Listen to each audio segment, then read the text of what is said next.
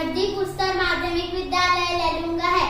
आज के हमारे भौतिक विज्ञान का टॉपिक है ध्वनि। ध्वनि के प्रकार। ध्वनि किसे कहते हैं?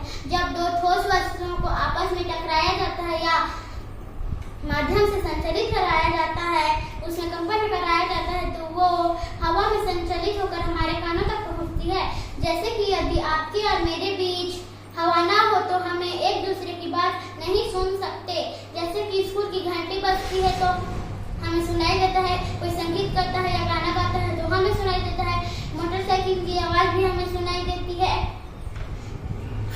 जैसे कि मेरे हाथ में ये माली है, ये चम्मच है, जब मैं इसे बजाऊं तो ये हवा में संचालित होकर मेरे कानों तक पहुंचेगी।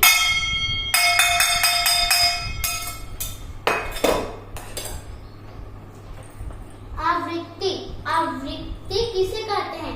जब कंपन करने वाली वस्तु एक सेकंड में कितना कंपन करती है उसे उसकी आवृत्ति कहते हैं।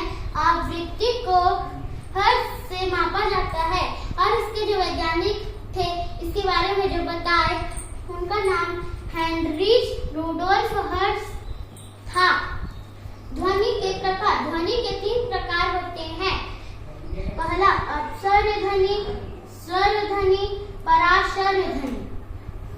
अपसर्य ध्वनि जो है उसकी आवृत्ति 20 हर्ट्ज से बहुत कम होती है। अगर हमारे कान में जो कुछ बोलेगा वो अपसर्य ध्वनि से बोलेगा तो वो हमें बिल्कुल सुनाई नहीं देगा।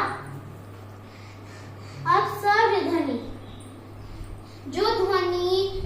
जो हम बात करते हैं वो ध्वनि को हम सरम्य ध्वनि कहते हैं और वो हमें सुनाई देती है, जिसकी आवृत्ति 20 हर्ट्ज से 20,000 हर्ट्ज तक की होती है।